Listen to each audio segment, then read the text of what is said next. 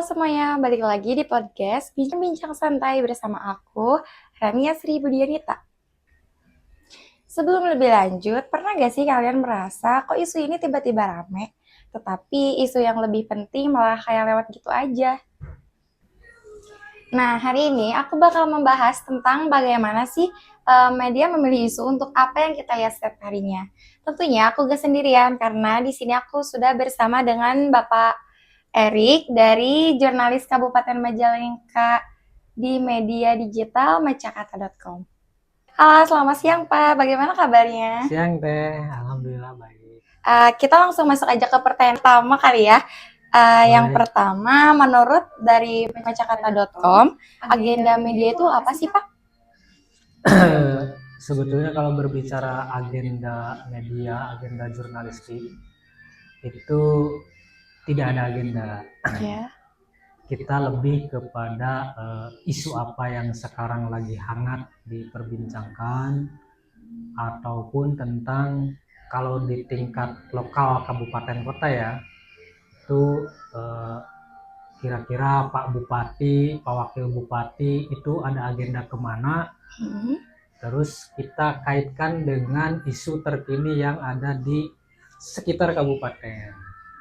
Misalnya 2 hari yang lalu ada banjir di Desa Kasturi, Kecamatan Cikijing. Maka fokus isu berita kita adalah ke sana, ke lokasi banjir. Hari berikutnya mungkin ada kunjungan dari Bupati, Wakil Bupati, dan para pejabat lain. Mungkin itu gambaran sedikitnya. Kalau misalkan ada apa sih, apakah isu yang viral di media sosial itu bakal otomatis menjadi liputan selanjutnya bagi macakata.com atau tidak? Sebetulnya itu kembali kepada jajaran redaksi ya di kami di macakata.com.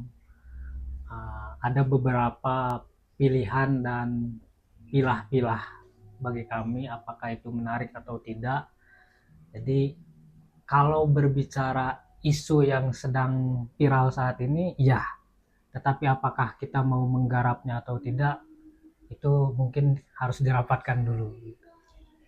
Biasanya faktor apa saja yang paling mempengaruhi untuk menjadi penentu agenda media di macakata.com? Saya sebetulnya di macakata.com itu lebih tertarik pada edukasi-edukasi tentang isu anak dan isu pembangunan. Kalau yang sifatnya insidental, kejadian atau peristiwa, sepertinya itu sudah tidak menarik bagi kami gitu ya, karena sudah habis subtemanya oleh TikTok, Facebook, dan lain sebagainya. Itu jadi sudah tidak menarik lagi.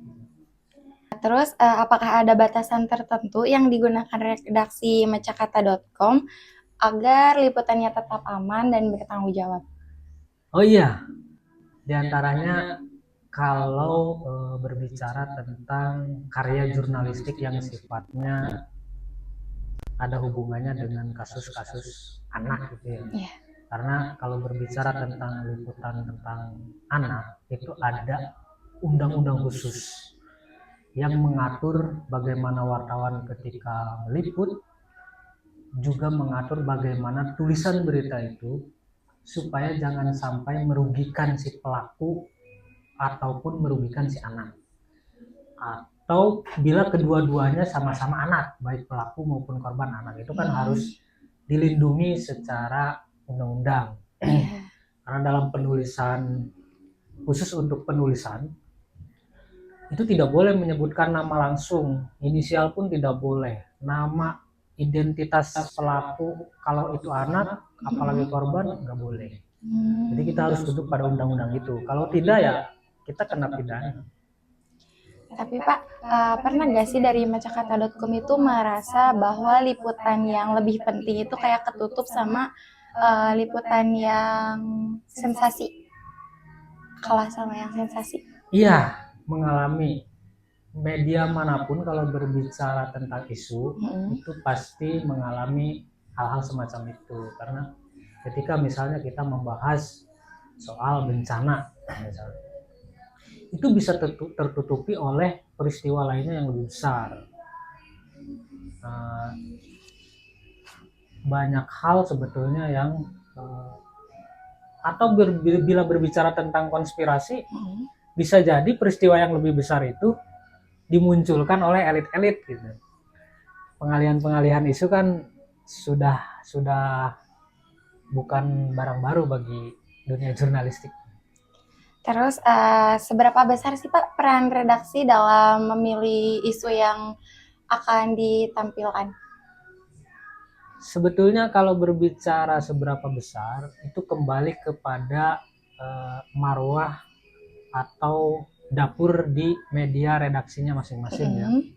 Tapi khusus untuk berbicara macakata.com, kami lebih kepada isu edukasi saja, edukasi. Karena bagi saya yang penting, yang menarik itu adalah keberlangsungan, bukan kita tidak tertarik untuk menyajikan informasi-informasi yang hanya sesaat, misalnya ada kebakaran dan lain sebagainya.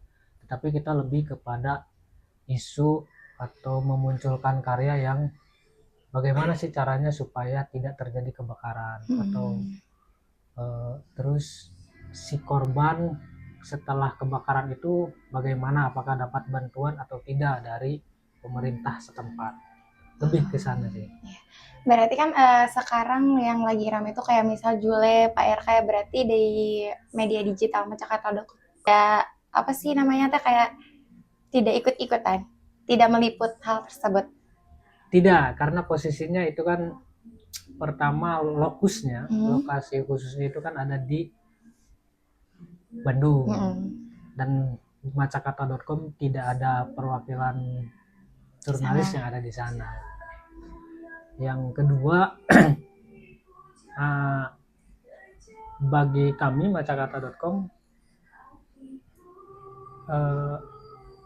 tidak menarik aja. Nah, selanjutnya, tantangan terbesar dalam mengatur agenda media di zaman sekarang yang serba cepat ini gimana sih Pak? Dari macakata.com sendiri. Nah, kalau berbicara tentang agenda untuk masa depan ya, terkait dengan situasi yang sekarang banyak aplikasi sosial media, ditambah dengan banyaknya atau munculnya kecerdasan buatan, artificial intelligence, AI, itu kalau saya memandangnya secara pesimis, bahwa dunia jurnalistik itu memang saat ini sedang di ujung tanduk. Tetapi kalau berbicara dari sisi optimisme, tetap bahwa dunia butuh dengan peran-peran jurnalis. Karena posisinya ketika berbicara dengan bagaimana AI beroperasi, itu berbasis data dan biasanya memunculkan link-link berita yang terbaru. Nah, disitulah peran bagaimana di masa yang akan datang, peran jurnalis itu tetap masih dibutuhkan. Apalagi dengan kalau berbicara dengan undang-undang, bahwa memang betul jurnalis, wartawan itu masuk dalam 4 pilar, 4 tiang penyangga dari demokrasi.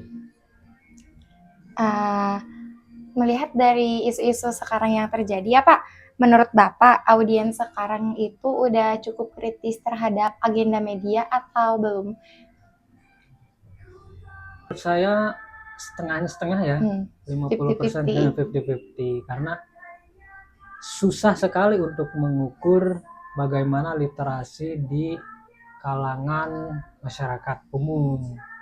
Karena kalau berbicara masyarakat umum, kita tidak pernah tahu apakah masyarakat ini memang literat untuk sekedar menonton atau menyimak, ataukah memang punya pengetahuan secara khusus untuk menilai.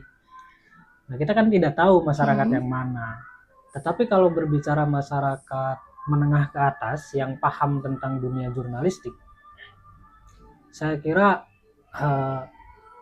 isu mereka tetap akan memilih kepada medianya dan ini siapa yang menulisnya gitu. Ini siapa yang meliput tentang isu ini. Kalau menurut macakata.com, seberapa penting sih algoritma platform? Kalau menurut kami ya pribadi dari macakata.com itu tidak terlalu penting karena bagaimanapun juga kalau berbicara algoritma itu lebih kepada performa dari kru ya, SDM-nya.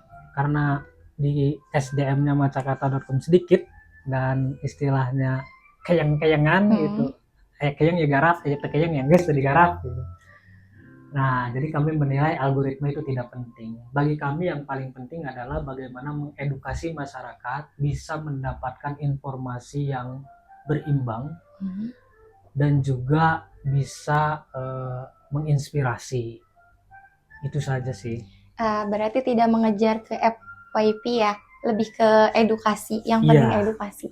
Karena kalau berbicara tentang algoritma itu kita serasa dikejar-kejar bagaimana caranya mengumpulkan AdSense dan itu sudah saya pernah lakukan dan sampai sekarang tidak naiknya itu sedikit-sedikit gitu. Jadi bagi saya tidak menarik lagi. Apakah ada contoh konkret dari agenda Macakata yang berhasil mendorong diskusi publik? Oh iya, kalau untuk agenda masa depan belum.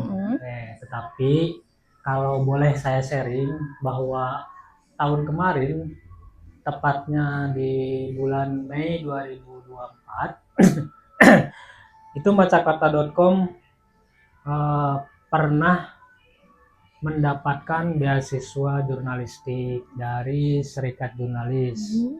Nah, dalam proposal liputan itu, karena saya yang bertugas meliputnya, karena saya juga yang menulis proposal liputannya, saya harus meliput tentang bagaimana peran dan konsistensi dari kalangan minoritas, dalam hal ini waria, transgender, kalau bahasa kerennya sih transgender, transpuan, kalau bahasa mereka itu transpuan, ada banyak istilah untuk waria. Nah, sebelum terjun itu dan sebelum proposal itu diterima memang ada tahapan ya, ada tahapan seleksi. Jadi ada diumumkan di Instagramnya lembaga tersebut. Kemudian saya mulai merakit ya, mulai coret-coret, kopeh-kopeh. Akhirnya jadilah proposal. Kalau di istilah kerennya itu TOR, Term of Referensi. Ya sama juga lah sama proposal-proposal bantuan sih sebetulnya, hampir tidak jauh beda. Setelah jadi itu saya proposal 3 halaman. Jadi di sana itu menyebutkan bagaimana nanti usulan judul, temanya tentang apa. Nah, temanya tentang waria yang beribadah. Kemudian diceritakan sedikit sub temanya, ke bawahnya apa, kemudian narasumber siapa. Di sana sudah disebutkan. Misalnya wawancara dengan 5 waria disebutkan di sana. Kemudian peran dari pemerintah kabupaten seperti apa disebutkan juga, siapa yang akan diwawancara. Detail berarti ya? Detail. Tapi itu baru proposal ya. Dikirimkan dan seminggu kemudian datang pengumuman dan akhirnya saya harus berangkat ke Jakarta. Akomodasi ditanggung ya, saya berangkat di sana 2 malam 3 hari. Di sana itu diseleksi lagi gitu. Akhirnya 10 orang dapat. Nah, saya juga kelimpungan juga pas dapat. Satu sisi saya gembira karena saya dapat akomodasi. Satu sisi juga saya harus mempertanggungjawabkan apa yang saya tulis dalam proposal itu gitu. Karena tadinya kan cuma imajinasi saja. Tapi kemudian dicari dan ditelusuri, oh memang ada gitu. Tapi saya juga kesulitan ketika harus mewawancarai waria karena itu dunia baru bagi saya. Meskipun bertemu orang, bertemu pejabat, saya ngobrol begini, saya mewawancarai orang kan itu hal yang biasa. Tetapi ketika saya harus bertemu dengan waria yang katakanlah mereka satu jenis dengan saya laki-laki, tapi kan mereka gemulai. Iya. Nah, saya juga agak was-was di sana, ini gimana jadi. Akhirnya karena memang saya punya teman yang konsen di sana, Pak Beben, orang sini, orang Kadipaten, minta diantar. Jadi diantarnya sekali, kemudian saya janjiannya beberapa kali, tapi di tempat umum ya, untuk sekedar ngobrol gitu. Tapi memang setelah beres itu saya diberi jangka waktu itu 1 minggu untuk mendapatkan proses wawancara. Kemudian wawancara itu kan dari berbagai sumber ya, 5 waria saya datangi, saya wawancarai. Kemudian dari lembaga PKBI-nya juga saya wawancarai, dari pihak Pemda saya wawancarai, dari pihak ulama juga ada saya wawancarai. Cuman kebanyakan dari 5 orang yang saya telepon itu tidak mau, karena mereka kan takut juga gitu kan, mereka punya jemaah ya. Jadi ketika harus berbicara waria yang beribadah, mereka agak ragu gitu. Jemaahnya bisa-bisa pada kabur. Alasan ke saya kan gitu. Jadi sebelum wawancara kan saya, mau nggak nih Pak Kiai saya ajak wawancara, tapi wayahna tentang waria yang beribadah. Itu mereka menolak duluan. Nah, cuman kebetulan saya menemukan 1 orang, karena memang bahwa dikatakan ini kiainya milenial. Akhirnya mau. Nah, setelah itu narasumber paling akhir tuh. Setelah saya berhasil mewawancarai, akhirnya kan tibalah waktu untuk menyusun apa yang saya temukan di lapangan, disusun menjadi, waktu itu perjanjian kontraknya kan 3 artikel. Jadi disusunlah menjadi 3 artikel. Jadi artikel pertama tentang cerita waria, dari 5 orang itu digabung. Kemudian artikel kedua bagaimana respon dari Pemda, dan kemudian artikel ketiga dampak dan bagaimana himbauan selanjutnya supaya para waria ini tetap mendapatkan kebebasan berekspresi. Karena jangan sampai waria tersebut ketika mau sholat Jumat, karena kan secara fisik dia itu masih laki-laki, jangan sampai ditinggalikun, wah kurang deh gitu ya, yang lain itu ke masyarakatnya. Toh mereka tetap sama-sama secara fisik laki-laki, tetapi ketika mereka sholat Jumat ataupun mau sholat yang lainnya di fasilitas masjid musala umum, ya biarkan saja. Toh mereka juga secara KTP, kalau toh mereka memang Muslim berarti Islam, kalau Kristen berarti Kristen. Mengatur agenda media di zaman serba cepat ini, itu bagaimana dari macakata.com sendiri? Nah, kalau berbicara tentang agenda untuk masa depan ya, terkait dengan situasi yang sekarang banyak aplikasi sosial media, ditambah dengan banyaknya atau munculnya kecerdasan buatan, artificial intelligence, AI, itu kalau saya memandangnya secara pesimis, bahwa dunia jurnalistik itu memang saat ini sedang di ujung tanduk. Tetapi kalau berbicara dari sisi optimisme, tetap bahwa dunia butuh dengan peran-peran jurnalis. Karena posisinya ketika berbicara dengan bagaimana AI beroperasi, itu berbasis data dan biasanya memunculkan link-link berita yang terbaru. Nah, disitulah peran bagaimana di masa yang akan datang, peran jurnalis itu tetap masih dibutuhkan. Apalagi dengan kalau berbicara dengan undang-undang, bahwa memang betul jurnalis, wartawan itu masuk dalam 4 pilar, 4 tiang penyangga dari demokrasi. Untuk yang terakhir ya Pak, pesan dari Bapak buat pendengar supaya mereka lebih sadar dengan isu yang mereka konsumsi setiap harinya, apa? Pesan saya sebetulnya gini ya, untuk bagaimana menangkap informasi di zaman serba cepat, di zaman sosial media ini, bahwa kita jangan sampai melihat informasi yang hanya beberapa detik, tapi kemudian kita jadikan sebagai dalil bahwa tuh TikTok gitu. Cenah.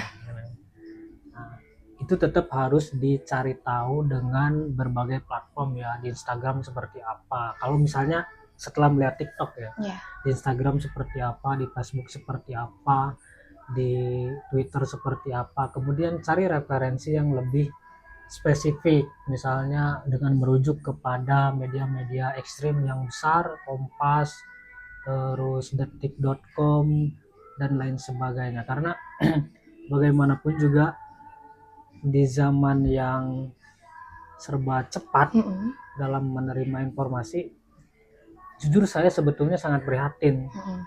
Karena kita itu tanpa diminta, informasi itu sudah datang sendiri. Nah, kalau melihat dari kacamata kesehatan, kalau kita terus-menerus makan setiap menit, itu kan berbahaya juga. Harus ada jeda untuk tidak makan. Nah, itu tadi pembicaraan kita soal agenda media bersama macakata.com. Semoga setelah ini kita menjadi lebih peka terhadap isu-isu yang kita konsumsi setiap harinya ya teman-teman. Terima kasih Bapak telah berbagi insight dan terima kasih juga buat kalian yang sudah mendengarkan sampai akhir.